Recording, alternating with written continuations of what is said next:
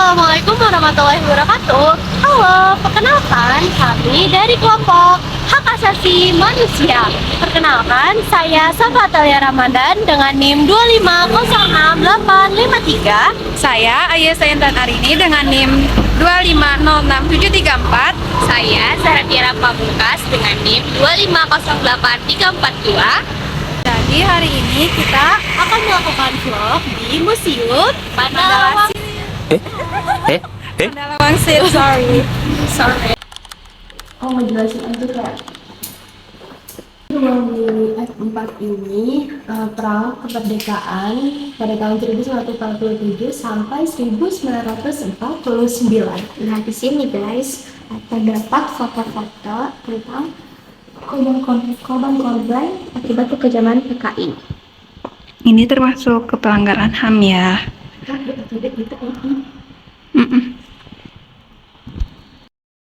Dalam persetujuan yang telah ditandatangani pada 17 Januari 1948, prajurit-prajurit Siliwangi dengan setia kepada pemerintah dan tunduk terhadap perintah pimpinan pada awal Februari 1948 melaksanakan hijrah dari kantong-kantong gerilya Jawa Barat menuju Jawa Tengah dan ikut serta menumpas pemberontakan PKI atau Muso di Madiun.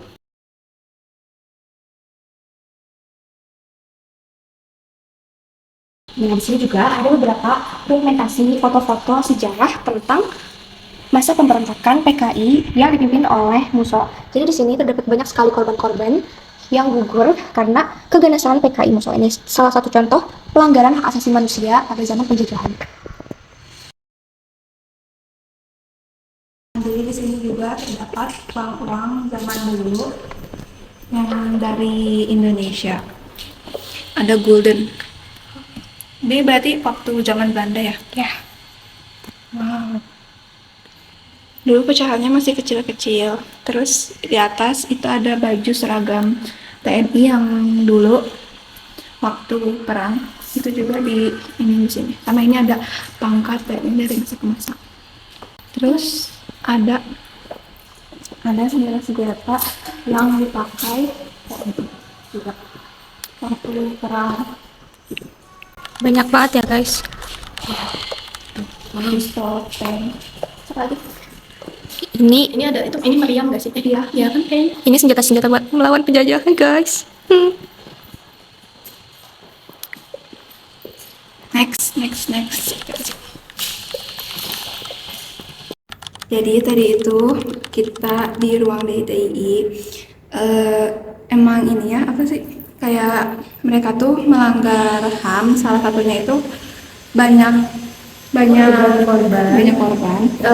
Dan korban-korban itu tidak hanya dari orang-orang dewasa, tetapi ada juga korban-korban anak kecil yang tidak bersalah. Jadi saat ini kita sedang berada di ruangan Akademi Militer. Nah, sebelumnya itu kita berada di ruangan APRA.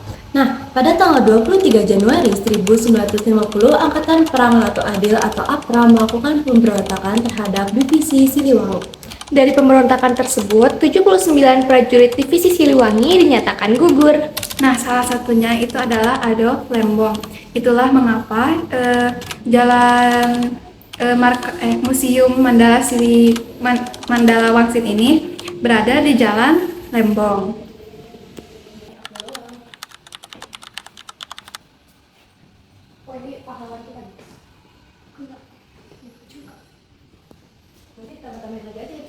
Adalah salah satu pahlawan yang Yang apa? menegakkan hak asasi manusia. Ini mayor ya pangkatnya. Hai. Mirror. Jadi saat ini kita sudah selesai melakukan penjelajahan di Museum Mandala Wangsit. Jujur, aku tidak menyangka bahwa koleksi-koleksi sejarah di museum ini cukup lengkap dan banyak koleksi sejarah yang membuat saya kaget, terutama di sejarah bagian pemberontakan. Nah, benar. Setelah tadi kita berkeliling, aku itu justru malah melihat benang merah antara perjuangan para pahlawan yang ada di museum ini dan juga hak asasi manusia. Bagaimanapun mereka juga itu sedang mengambil hak milik mereka masing-masing. Benar banget Ayasa. Jadi sebagian besar koleksi-koleksi yang ada di sana merupakan bukti fisik dari hilangnya hak asasi manusia. Contoh-contohnya itu seperti foto-foto penjarahan yang dilakukan oleh DITII dan juga pemberontakan-pemberontakan PKI. Nah, betul sekali Zara. Jadi ada beberapa ruangan yang menampilkan para korban pemberontakan DITII, PKI, dan APRA. Nah, melihat para korban pemberontakan tersebut, saya jadi mengingat pelanggaran yang paling fundamental, yaitu pelanggaran hak atas hidup. Nah, betul tuh. Jadi museum ini itu bukan hanya bercerita tentang senjata, tetapi bagaimana ketika ada konflik, HAM itu adalah yang jadi korban utamanya. Selain itu, museum ini juga membawa wangsit atau amanat dari para pejuang. Amanat itu harus diartikan sebagai janji untuk menjaga keadilan dan juga kedaulatan. Keadilan inilah yang menjadi pilar utama hak asasi manusia. Nah, jadi bisa disimpulkan bahwa hubungan antara hak asasi manusia dengan Museum Mandala Wangsit ini adalah museum ini menyimpan bukti-bukti pelanggaran hak asasi manusia di masa lalu. Museum ini mengajarkan kita bahwa kemerdekaan yang kita dapat hari ini itu adalah hasil dari para pahlawan memperjuangkan hak asasi manusia. Jadi, kita sebagai rakyat Indonesia harus sering-sering mengunjungi tempat seperti ini ya, agar kesadaran akan sejarah dan juga hak asasi manusia tidak luntur.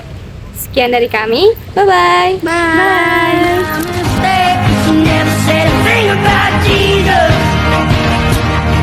I miss my mother's southern drawl